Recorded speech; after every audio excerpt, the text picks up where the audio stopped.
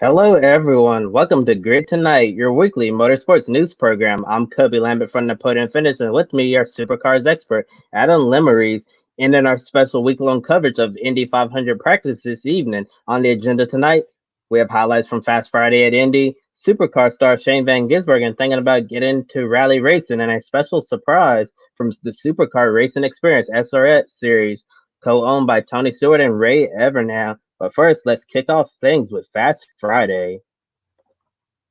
Yesterday, Santino Ferrucci had a huge shunt in turn two, spinning and backing his number 45 Rahal Letterman Lanigan Racing Honda into the wall. Ferrucci was taken to the hospital for further evaluation with a minor leg injury. After spending several hours getting checked out, he was checked and released from the hospital, returning to the track early this morning, walking with a noticeable limp, but cleared to drive and made it back on track in his repaired RLL Honda on Fast Friday. Adam, after drivers suffer scary wrecks like this, how hard is it to reset mentally for the high pressure situation of locking yourself into the field tomorrow?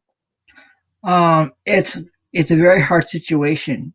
I'm kind of glad I'm not a race car driver because it'd be very hard for me.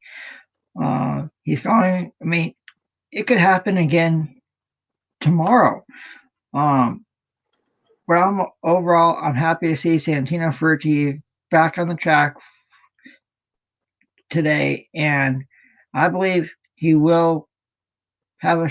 I believe he will compete in the Indy 500 next Sunday. Um, I- I'm glad everything went well with him, and it should be interesting tomorrow for qualifying. Yes, definitely qualifying should be really interesting. And I know when a race car driver is injured, especially with Santino, he was really lucky that it was just a minor leg injury. And like you said, something like that could happen very well again in qualifying, but we hope it doesn't. And if it does happen, that minor leg injury, if it's a big enough hit, it could become a moderate or severe leg injury, and that's something that Santino Ferrucci doesn't want to do.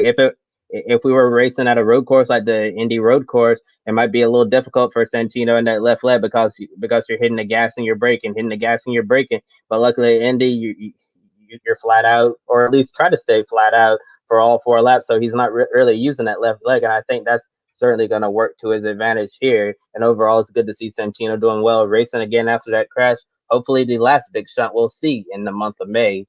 But wow, we saw some big speeds today as expected. Colton Herta hit a top speed of 240 miles per hour. Talk about absolutely hauling the mail. Scott Dixon ran the fastest lap overall at 233.302 miles per hour. Alexander Rossi, another Honda driver, had the fastest no toe speed at 231.597 miles per hour. Looking at the rest of the no toe speeds, Graham Rahal was second, followed by Pato O'Ward, Scott Dixon, and Takuma Sato to close out the top five. Then to finish up the rest of the top 10, Colton Herta, Marcus Ericsson, Alex Palou, Santino Ferrucci, nice recovery from that wreck, and Ed Carpenter closing out the top 10 no-toe speeds. And for all of our viewers out there new to IndyCar, no-toe basically means you get a clean lap without drafting help from the car ahead. In that top 10, 8 Hondas, only 2 Chevrolets. A Honda had the fastest lap overall, fastest top speed, fastest no toe. We'll get to this part in a little bit, but another Honda driver had the fastest 4 lap average as well. Adam, does it seem like Honda has the advantage going into qualifying? Oh yeah, you. We just talked about Alexander Rossi being in the top five. He may be the leading Honda driver tomorrow to contend for the pole. And also, he may be a really good threat to win the Indy 500 next Sunday. Overall, I think you are going to have to beat a Honda to win the pole for the Indy 500. Yes, it definitely seems like Honda's the way to go if you want to get pole position and qualifying. Those Hondas are flat out fast, turning up the weather and absolutely maximizing the power and cranking it up to the very top level. And if I was trying to qualify for the Indy 500, I definitely want to be in a Honda over a Chevrolet at at this time. And looking at some of the surprises from the No-Toe report, I was a little surprised to see Joseph Newgarden in 17th, and he was the fastest driver from Team Penske. Scott McLaughlin 20th, Simon Pagenaud 26th. the affiliate team to Team Penske, Pareto Autosport, with Simona Di Silvestre behind the wheel in 30th, and Will Power all the way down in 30 seconds. So in the danger zone, as I say, should Team Penske be a little concerned? Oh yeah, this is normal. This is something we normally do not see from Team Penske because if you look throughout their history, they have been in contention not only to win the pole for the Indy 500, but also to win the race. They're going to have to find some speed tomorrow for qualifying because all all those drivers may start toward either the middle of the grid or the back of the grid. And as we all know, especially in the beginning laps, anything can happen. Yeah, definitely. Anything can happen. And Team Penske, I'm sure they'll hope that they can get a decent starting spot and get closer to the front as you can. Because if they're trying to come from deep in the field towards the front, there's always a chance that you'll get involved in an accident trying to make your way to the lead. And I think it might be a little premature to say Team Penske is going to be in trouble of potentially having some cars missing the race. Yes, today was not really a Team Penske like day. I'm still surprised that New Garden 17th fast was the top Penske driver, and then the other Penske drivers are in the 20s. Then you have the Simona Di Silvestre from Pareto Autosport in 30th, and Power down in the danger zone 32nd, and only 33 drivers are going to make the field. So it's going to be interesting to see what changes Penske is going to make overnight. They're going to make some changes to the setup and try to hit the sweet spot in order to maximize their performance and get safely in the field. And Adam, we do have a comment from a viewer right here. Last name is asking, who do you think will take the poll for the Indy 500? So Adam, I'm gonna let you start off and answer this question. Okay, for my pick, I'll go with Alexander Rossi. You know, we just talked about, you know, him being up there, really fast Honda. So for me, I'm going to go Alexander Rossi.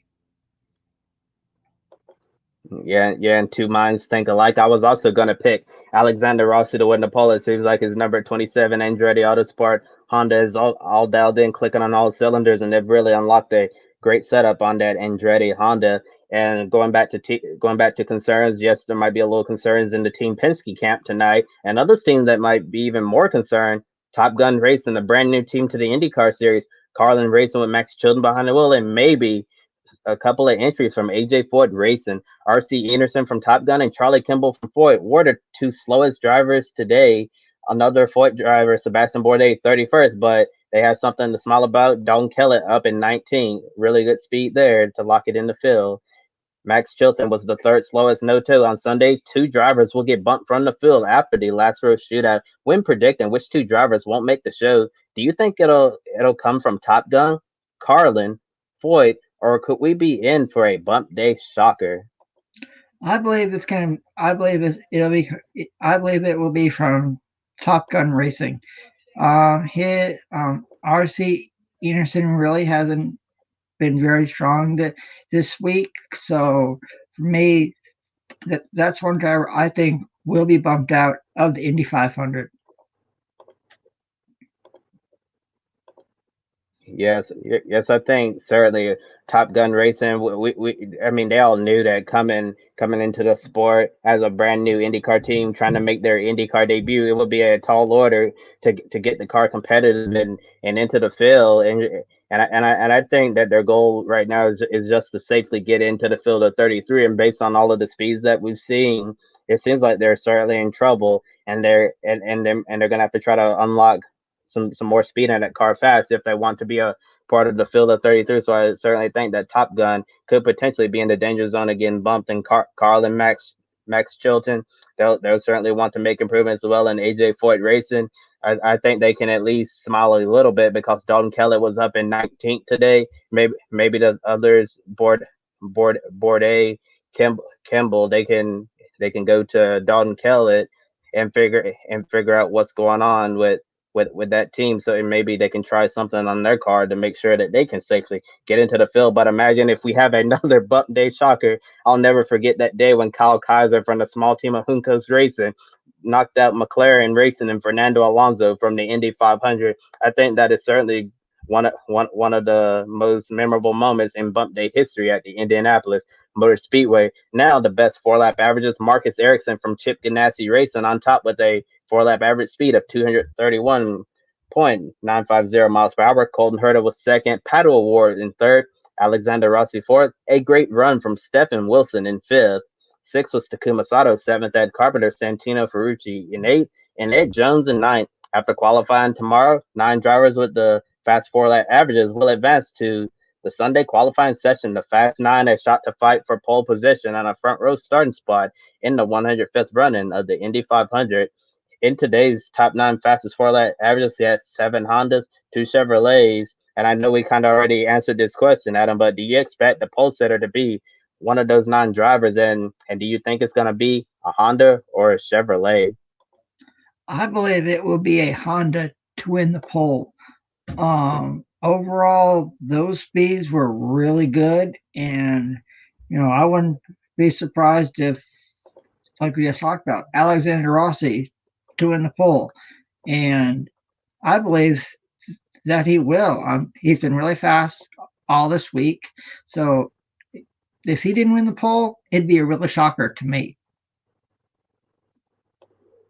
Yes, it certainly seems like Alexander Rossi and the Andretti Honda certainly has to be one of the favorites to take pole position. But I'm also gonna say do not sleep on Chip Ganassi Racing either. They've had a really strong month of May so far among all four of their entries. Scott Dixon was 12th on the four lap averages today, but I think he can rest easy looking at what Marcus Ericsson did. Maybe go over to the 19, see what they were doing and try to adapt the setup and try to get the number 9 Chip Ganassi Racing Honda into the Fast Nine. Alex Palou's been fast as well, and so is his other teammate Tony Kanaan. So I definitely think that the pole position is going to come down to Chip Ganassi Racing and Andretti Autosport. It certainly seems like, at least in qualifying, trend that the Chevrolets have a lot of work to do. Qualifying is one thing, but it's certainly going to be interesting to see how the two manufacturers stack up when it comes to the race setup. And now our supercars expert Adam has a special supercars report.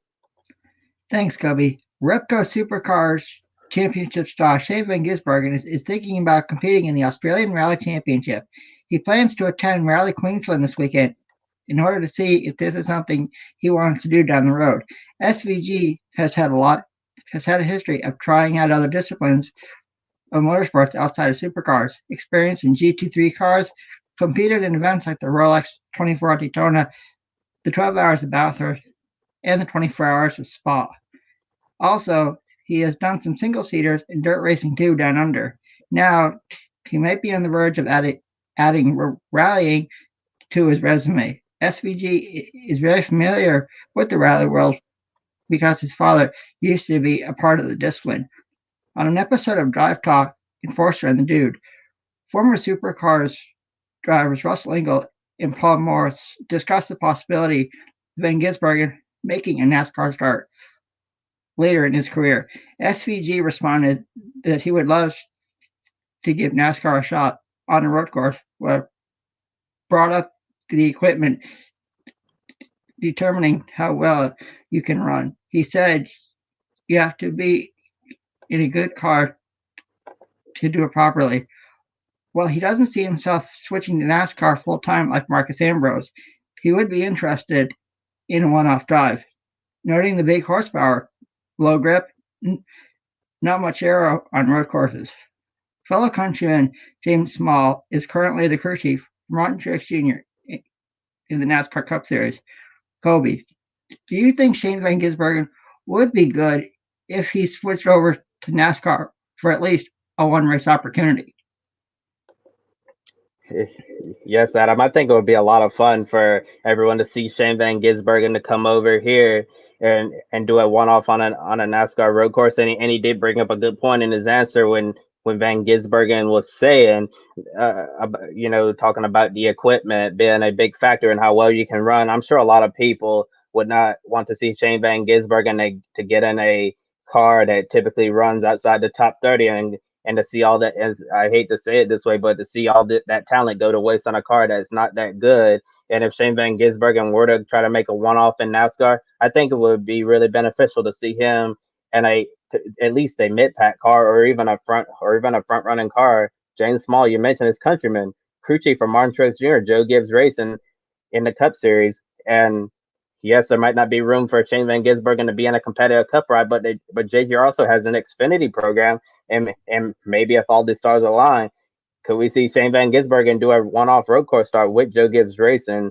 And that's just pure speculation right there. But I'm sure it would be really exciting to see SVG make a NASCAR one-off on a road course. And one of our viewers certainly agrees here. Last name, yes, wants to see Shane Van Gisbergen give his hand in NASCAR. And also, you did make another comment picking Scott Dixon to win the pole for the 104th run-in of the Indy 500, and definitely encourage all of our viewers out there, share your thoughts. Would you like to see Shane Van Gisbergen do a one-off in NASCAR? And who do you think is going to win the pole for the 104th Indy 500? Now moving on, Superstar Racing Experience SRX, a series founded by Tony Stewart and Ray Evernham, made a big announcement this morning in an effort to further promote the series before its debut next month. They're launching an SRX video game on Xbox One, PlayStation 4, and PC on Steam. It'll be available to the public on May 28th. You can pre-order now if you have an Xbox One. This isn't the first time Tony Stewart has announced a video game out of the blue. This is actually Smoke's third video game after debuting Tony Stewart's Sprint Car Racing and Tony Stewart's All-American Racing, a good mix of dirt tracks, dirt racing cars, wing sprint cars, wingless sprint, midgets, and more. In SRX, the game, you'll have the SRX competitors such as Stewart himself, Helio Castroneves, Bill Elliott, Tony Kanaan, and others. All 6 tracks on the schedule will be in the game: Eldora, Knoxville, Lucas Oil Raceway, Nashville Fairgrounds, Slinger Speedway, and Stafford Speedway, including more than 50 additional dirt tracks. Besides SRX, the game will also have 305 wingless sprint cars, Robbie Gordon's Stadium Super Trucks, and dirt late models. Adam, why is it a smart marketing strategy for SRX to launch a video game before the series has even run its very first race in series history? This is very smart because you if you're a video game fan, motorsports fan, you know you may be able to drive some of the tracks you probably will never be able to go to in your life. Um, to the fans out there, Stafford Speedway in Connecticut is a very famous NASCAR short track in New England. Slinger Speedway in Wisconsin, that's also very famous. Um, Nashville Fairgrounds, plenty of history there. Eldora and Knoxville, two iconic dirt tracks. And Lucas Oil Raceway in Indianapolis, that's seen so much history as well. So, and plus additional dirt tracks. If I'm a motorsports fan and a video game fan, I'm purchasing this game. And to the viewers out there, I may actually buy this game as well. To see some of the tracks that you know that the SRX is competing on, and the other tracks are in the video game. Overall, I believe this will be a very high fun. This will be a very cool video game. So, if you're a motorsports fan and a video game fan, I recommend you get this game. Yes, this game does sound really intriguing. Got the SRX cars. I know it's going to be a modern version of what a lot of fans used to watch in the past. A series called iRock, where you see drivers from a lot of different disciplines come together and run an equal equipment to see how they run against each other, maximizing their talents. And I think it's going to be a really fun series, and I think it's a wonderful idea for them to come out with a video game like this. Tony Stewart is really good for coming out with these video games right before, well, actually, what I'm trying to say is he's good at announcing them right before they come out. And I think SRX, there's been a lot of hype behind this series, and to come out with a game before its first race, I think it'll certainly draw in a lot of people. You have dirt late models there, wingless sprints, and also those stadium super trucks, Robbie Gordon series. Those are really exciting, going all over the jumps. I saw the trailer from the game earlier today. I don't know if we'll be able to do all of those jumps with the stadium super trucks on this video game, but nevertheless, still really cool that Tony Stewart's putting out a game like this, and and a viewer right here have a comment from our last section with Shane Van Gisbergen. They say that they think SVG on a road course in the Cup Series or Xfinity will make a lot of sense. And yes, definitely it will be a lot of fun to see Shane Van Gisbergen come and try his hand in NASCAR. And everyone, please be sure to share your thoughts in the comment section below about Shane Van Gisbergen or anything related to IndyCar. We'll definitely be proud to answer any questions and display them on the screen. And recently, NHRA Drag Racing announced they'll have a video game coming in the future. Of course, Formula One has its annual game coming out later in the summer, and we're expecting another NASCAR video game as well at some point this year. Now, SRX is going to have its own game, but here's the question everyone is asking right now: what about the NTT IndyCar series? It's been an extremely long time since we've seen a game completely dedicated to IndyCar racing. In recent years, IndyCars have been present in the Project Cars franchise with the ability to adjust the settings to run 200 laps in Project Cars 2. So you could theoretically run an Indy 500 and also race on other IndyCar tracks like the IMS Road Course, Laguna Seca, Texas, and Long Beach. Adam, is it past time for IndyCar to develop a video game? If your answer is yes, what features should they focus on in the first game? My answer is going to be yes. Like you said, a lot of motorsports series have their own video game. And if I was a video game developer and looking to develop an IndyCar video game, one of the things I would one of the things I'd like to see is all the drivers currently that compete in the NTT IndyCar series with with all the tracks, drivers, and all the configurations, and maybe for an upgrade later on down the road, you add some classic drivers and from and the cars that they used in the kart series for a long time. How about this for the fans out there? How about racing Mario Andretti against Scott McLaughlin at the Indianapolis 500? Could we see that in a video game? Sure. As a fan, I'd like to see that. For me, I think IndyCar should develop a video game soon because I mean, there's a lot of motorsports fans out there who are also video game fans, like myself. So um, I'm hoping sometime in the future the NTT IndyCar series has some video game.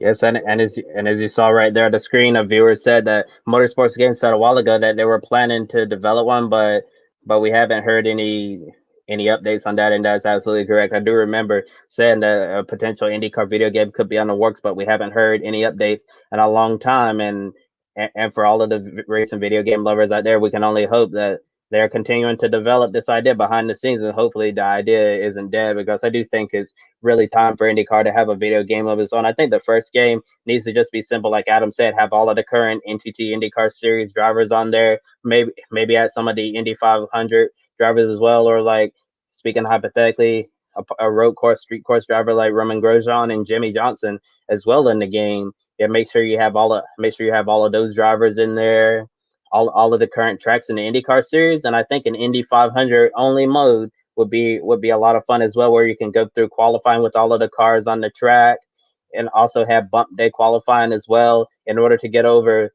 33 drivers. I think they should also consider including fantasy drivers like they've done in the past, so you can really get the true Indy 500 experience. So overall, SRX has a game. NHRA is going to have a game soon. NASCAR is planning a big upgrade in its video game development, and now it's time for IndyCar to join the equation. Oh, and I forgot to mention Formula One game. Yeah, but it's time for IndyCar to join the equation as well with their very own video game. I think it would be really beneficial to the series and all of the fans. I really do feel like they would truly enjoy it. And with that said, that concludes the final episode of Grid Tonight this week. Please make sure you like and subscribe to the Grid Network here on YouTube, and we definitely encourage you to join our Patreon page. Invest in us. Really appreciate Colin for supporting us so many months. Mark and D Shell, our new Patreon supporters. Welcome aboard. Really honored and proud to have your support here at Grid Network. Be sure to check out Pablo's to get your furry family member something special. They have dog leashes, clothing, and accessories for dogs of all sizes. 10% of your purchase goes towards helping homeless, sick, and rescued dogs. And tomorrow we're going to be back on the air live at noon Eastern for Grit Live pre-race show, previewing the NASCAR race weekend at Circuit of the Americas, updates from World Rally Championship in Portugal, looking ahead to the return of the iconic Monaco Formula One Grand Prix and IndyCar qualifying. Be sure to participate and pick a winner as well. Leave your picks down in the comment section below. You'll get a point each if you correctly guess the winners of WRC Portugal, Monaco Grand Prix, and the first ever NASCAR Cup Series race at COTA. And if you guess correctly, you'll get your name on our leaderboard right there. See Matt White from Grid War Motorsport League has a 2 point advantage over Grid Network founder Joe Samniego and Adam right here. And I'm the defending champion, 3 points behind. Hopefully I'll catch up soon and reclaim my top spot on the podium. And on Sunday, we have Grit Live wrap up. That's going to happen 90 minutes after the Cup race at COTA. And during the week, you can expect a normal lineup with 1 to 2 episodes of Grit tonight and the women racing to win on Thursday. Also, be on the lookout for a brand new episode of Life on the Grid. SR America and IndyCar Radio motorsports broadcaster Ryan Marine joins us to talk about all things IndyCar and sports car racing. Check out IndyCar Radio and listen to Ryan on the call chasing stories around the racetrack. His Life on the Grid episode will air on Carb Day, 1 week from today on Friday evening at 6:30 p.m. Eastern Time on Grid Network's YouTube channel with musical guest Tough God. Next weekend, it's going to be a big one for everyone at Grid Network. Grid Live pre-race next Saturday, previewing the action in MotoGP, Supercars, Extreme E, and NASCAR's crown jewel event, the Coca-Cola 600 at Charlotte Motor Speedway. The next Sunday morning, a special Grid Live Indy 500 pre-race show. Join us as we preview the 105th running of the Indianapolis 500. We're all excited for our upcoming programs, and we hope you are as well. For Adam Lemeries, I'm Kobe Lambeth at the podium finish. Thank you for watching our special coverage all week long. See you tomorrow at noon Eastern, and have a wonderful weekend. Joe Samniego here. Want to invite you to go check out Publis. Publis is a dog clothing and accessory company based in Austria. 10% of each of your purchases goes to helping dogs in need, whether it's homeless, sick, or ill dogs. This is one of the reasons why we support it. Kiska here is a rescue dog from rural Alaska and our Grid office dog. We care about our furry buddies, and we know you do as well. Definitely check out Publis.com. There's a link on the video description, and by clicking on that link, you get a 10% discount on your purchase as well.